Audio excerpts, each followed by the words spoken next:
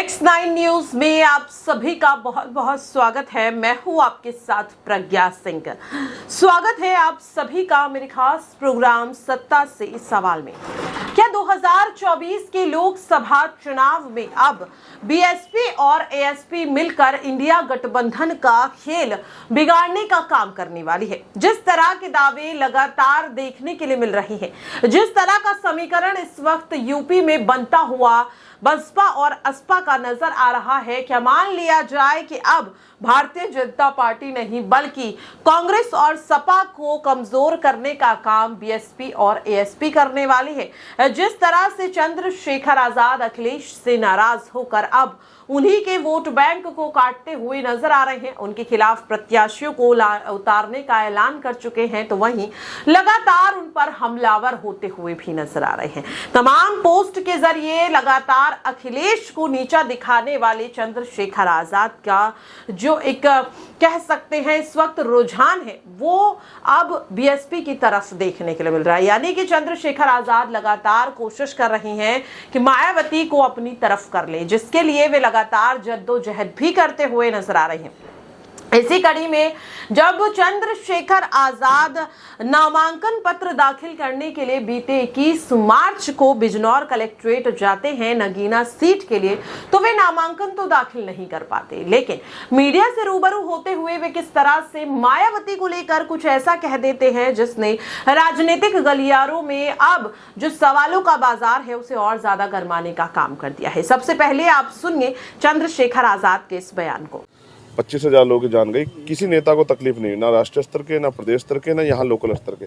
मैं ही था ऐसे बिजनौर में जो रात को 10:30 बजे तक हड़ताल पे बैठा रहा, धरने में बैठा रहा कि यहाँ के लोगों की जीवन रक्षा भी करो।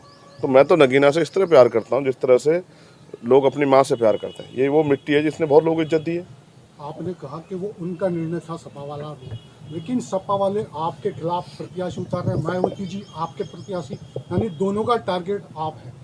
आप झगड़ा कराना चाहते हैं मेरा उनका? नहीं, झगड़ा नहीं, हम तो सवाल कर रहे हैं। मैं बस सीधा ये कह रहा हूँ, लोकतंत्र है, सबको अधिकार है। क्या आप वो अपने अपने प्रत्याशी उतारें और उनके प्रत्याशी जाके फील्ड में काम करें, उनके लिए मेरी मंगल कामना है। लेकिन हम इस नगीना की जनता के लिए काम करेंगे, क्योंकि नगीना ने बहुत लोगों को मौका दिया। नगीना के बारे में किसने नहीं सोचा, बिजनौर के बारे में किसने नहीं सोचा। आपका मुकाबला सपा बसपा या बीजेपी किससे रहेगा? मेरा मुकाबला तो मुझसे खुद से है। जितनी मेहनत करूंगा उतना ही समर्थन लोगों का मिलेगा। क्या निम से आप हाथ मिलाने जा रहे हैं? निम के साथ चुनाव लड़ने? अगर कुछ किसी से हाथ मिलेगा तो आपको पता लग जाएगा। कोई काम बंद पर्दे में थोड़ा ही होता है, ये तो लोकतंत्र है। जैसे मैं आपको सवालों का जवाब दे रहा हूँ, ऐसे जो भी कुछ होगा आपके सामने आएगा। अभी तो यहाँ के जो किसान हैं, नौजवान हैं, बहन बेटियाँ हैं और तमाम जो गरीब वर्ग के लोग हैं, उनके हितों के लिए आज़ाद समाज पार्टी संकल्पित है। बहुत सारे चुनावी मुद्दे हैं जिन मुद्दों पे आपका ध्यान जाना चाहिए, जिन पे आपको भी सवाल करना चाहिए। यही नेटवर्क में मेरे एक साथी थे सलीम, जो पत्रकार भी थे, उनकी जान चली गई क्योंकि हार्ट अटैक आया उनको। जब मैं उनके घर गया मिलने के लिए तो उनके परिवार के लोगों ने मुझसे कहा कि कभी यहाँ के नेताओं ने नहीं सोचा कि यहाँ भी एक अच्छा हॉस्पिटल होना चाहिए जिससे कि यहाँ के लोगों की जान बच जाए। मैं यहाँ चाहता हूँ कि यहाँ एम्स जैसा एक हॉस्पिटल बने जिससे कि यहाँ के लोगों को भी कम पैसा खर्च होने के साथ साथ बेहतर से बेहतर इलाज की व्यवस्था हो। जिस तरह से रोशनाबाद हरिद्वार में उद्योग धंधे लगे हैं, भगवानपुर में उद्योग धंधे लगे हैं, लाखों नौजवानों को रोजगार मिला है, बहन बेटियों को, भाइयों को, यहाँ पर भी उद्योग धंधे लगे, इनको भी रोजगार मिले। क्योंकि बिजनौर का आदमी पूरे देश में जाकर काम करता है। किसी स्टेट में चले जाओ आपको बिजनौर का आदमी मिल जाएगा। तमाम तरह से जो है किसानों की फसलों पर जाकर देखो किस तरह डाका पड़ रहा है हमारा पशुओं का, कोई पूछने वाला नहीं। गुलदार का समस्या मैंने आपको बता दिया, परसों ही 2 किसानों पर हमला किया, 450 टाँके लगे, कोई पूछने कहने वाला नहीं। और जिस तरह से अब सरकारी दफ्तरों में घूसखोरी हो रही है, गरीब आदमी जाते हुए डरता है। कई जगह तो कई ऐसे अधिकारी हैं जो थाने में जहाँ सुनवाई नहीं हो रही है, गरीब जनता परेशान है। मनरेगा का पैसा नहीं आता, मनरेगा में काम भी नहीं मिल रहा, मजदूर परेशान है, न्यूनतम वेतन नहीं मिल रहा है। तमाम तरह की जो समस्या है, ये तो बुनियादी है ही, लेकिन राष्ट्रीय स्तर पर भी जो समस्या है, सब पे यहाँ से मिली हुई ताकत का जो है लाभ हम जनता के लिए उसको काम करने का हम लोग करेंगे। चंद्रशेखर जी, उपचुनाव में खतौली में आप लोगों ने समर्थन दिया था गठबंधन को, उसके बावजूद आप लोगों को टिकट यहाँ पर नहीं, आपको गठबंधन ने कोई समर्थन आपको नहीं मिला, इसमें क्या कहना है आपका? हम हर उस व्यक्ति के साथ खड़े हैं जो भी देश बचाना चाहता है।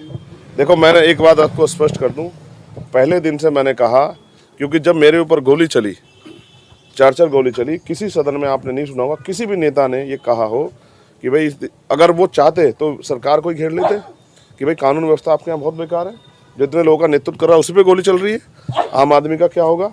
तो किसी सदन में आपने नहीं सुना होगा जब मेरे जैसे व्यक्ति पे चली गोली के लिए कोई आवाज़ नहीं उठाता। अभी यहाँ रामपुर में एक दलित समाज के बच्चे को गोली मार दी पुलिस ने, उसका भेजा उड़ गया सोमेश नाम के बच्चे का, और उल्टा पुलिस ने पीड़ित महिलाओं पे मुकदमा कर दिया। किसको तकलीफ हुई? यहाँ जिस तरह से नेटोर में सलमान को गोली लगी थी, जिस तरह से महिला पहलवान बेटियों का प्रकरण हुआ था दिल्ली में, जिस तरह किसानों का आंदोलन हुआ, किसको तकलीफ हुई? ये तकलीफ चंद्रशेखर आजाद के दिल में है, क्योंकि वो इसी वर्ग से आता है। वो एक प्राइमरी स्कूल के मास्टर का बेटा और किसान परिवार से आता है। वो गरीबों के दुख को समझता है, वो गरीबी से निकल के आया है, इसलिए इनकी लड़ाई लड़ना मेरी जिम्मेदारी। तो उन्होंने मुझे समर्थन नहीं किया, उनका धन्यवाद। देखो, अगर आदमी के रास्ते में गड्ढे ना आए तो वो कूदना कैसे सीखेगा? तो उन्होंने मुझे कूदना सिखाया, तो मैं कूदना सीख गया और अभी मैं मेहनत कर रहा हूँ। विश्वास करो, मुझे ऐसी उम्मीद नहीं थी कि इतना प्यार यहाँ की जनता देगी। जिस तरह मुझे बताया गया था कि नगीना वो धरती है जो सबको मौका देती है, उस तरह का मौका मुझे यहाँ के लोगों से प्यार और आशीर्वाद के रूप में चंद्रशेखर मिला। जी, एक आखिरी सवाल है। बदायूं में अभी एक कांड हुआ है, 2 लड़कों की गला काट कर हत्या कर दी गई है, आपका बयान उसमें नहीं आया। अब मैं फील्ड में हूँ, आपके सामने 1:30 बजे जाता हूँ, 2 बजे। अभी आपने बुलाया ना, अब आप बताओ। मैं बिल्कुल कह रहा हूँ, कोई भी अगर अपराध करेगा तो अपराधी को सख्त से सख्त सजा मिलनी चाहिए। लेकिन आप ये तो बताओ कि ये भारतीय जनता पार्टी की सरकार देखिए जिसमें सरेआम गले कट रहे हैं। मुख्यमंत्री तो कह रहे कानून व्यवस्था बहुत अच्छी है। मैं फिर आपको कह रहा हूँ, ये जो सरकार है ये किसी की सरकार नहीं है, ये तो चंदे और धंधे वालों की सरकार है। ये लुटेरा गैंग है जो चंदा दे दो ठेका ले लो, और सीबीआई ईडी इनकम टैक्स पर छापा लगे, वो चंदा दे दो तो बिल्कुल पाक साफ हो जाए। ये जो भाजपा की भ्रष्टाचारी सरकार है, इसी की देन है कि आज बेरोजगारी इतनी बढ़ गई है कि नौजवान जो है भूखे मरने के लिए और सुसाइड करने के लिए किसान और नौजवान तैयार है। आप देखो, पुलिस भर्ती में पूछो ना आप कि 48 लाख बच्चों ने फार्म भरा, 400 रुपये एक बच्चे से लिए गए, 4-4, 6-6 महीने मेहनत की और पेपर लीक हो गया। मुख्यमंत्री ने क्या कहा? अरे झूठ बोले कोई, तुम सजा कर देंगे, गिरफ्तार करवा देंगे। क्या हुआ? पेपर लीक हुआ नहीं हुआ, फिर आपने भर्ती क्यों कैंसिल की अगर लीक नहीं हुआ? जो पेपर नहीं संभाल सकते उत्तर प्रदेश, इतने बड़े उत्तर प्रदेश को संभाल लेंगे? शर्म आनी चाहिए सरकार को कि लोगों की जन भावनाओं से खेलना और लोगों को ठगना इनकी नीति बन गई है। जनता इन्हें वोट की चोट से जवाब देगी, और नगीना में तो वो ऐसा फैसला लेगी जिस फैसले से पूरे भारत में कमजोर वर्ग के लोगों में एक उत्साह पैदा होगा।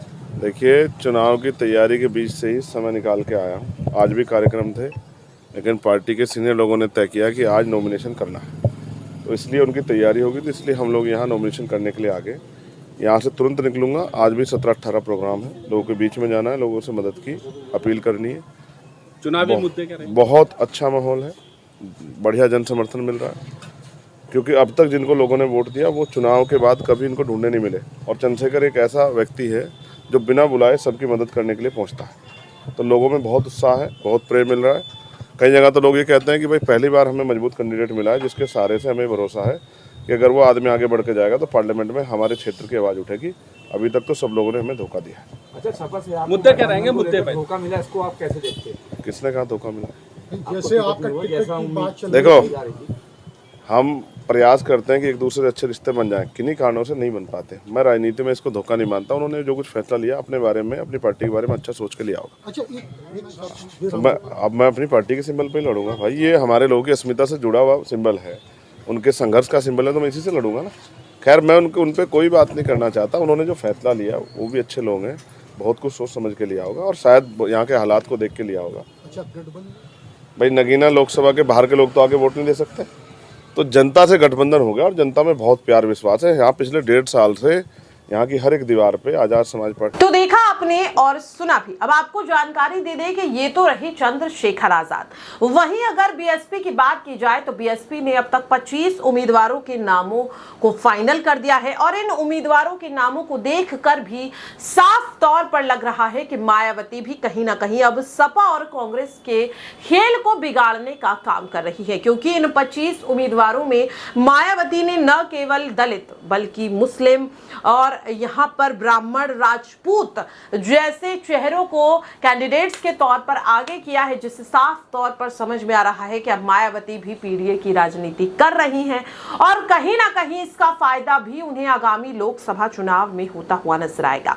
मायावती जो बार बार कह रही हैं कि वह अकेले चुनाव लड़ेंगी, लेकिन कहीं ना कहीं उनके इस वक्त रुख को देखकर ऐसा भी लग रहा है कि वे चंद्रशेखर आजाद की पार्टी के साथ गठबंधन कर सकती हैं, क्योंकि उन्होंने यहाँ पर पहले भी तेलंगाना में बीआरएस के साथ गठबंधन किया है और ऐसे में तमाम सवाल अब बीएसपी सुप्रीमो को लेकर बनते हुए नजर आ रहे हैं कि क्या वे वाकई में चंद्रशेखर आजाद के साथ मिलकर अब सपा और कांग्रेस का खेल उत्तर प्रदेश में बिगाड़ती हुई नजर आएंगे। जिस तरीके से लगातार देखने के लिए मिल रहा है कि मायावती को लेकर बार बार कहा जा रहा है कि मायावती नगीना सीट पर चंद्रशेखर आजाद को खुला समर्थन दे चुकी है, सिर्फ इंतजार है उनके औपचारिक ऐलान का। जिस तरह से मायावती की पार्टी बहुजन समाज पार्टी ने तेलंगाना में औपचारिक ऐलान यहां पर किया था आचार संहिता लागू होने के बाद, क्या अब वाकई में जब नामांकन की जो अंतिम तारीख यानी कि आज की जो तारीख है, आज का दिन बीतने के बाद क्या बीएसपी सुप्रीमो अब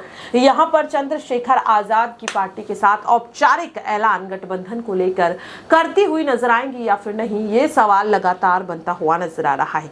और आपकी क्या राय है कि अगर चंद्रशेखर आजाद और मायावती एक साथ मिलकर उत्तर प्रदेश में चुनाव लड़ते हैं तो क्या वाकई में सपा और कांग्रेस के खेल को बिगाड़ पाएंगे? इस पूरी रिपोर्ट को लेकर आपकी क्या कुछ राय है, आप कमेंट बॉक्स में शेयर कर सकते हैं।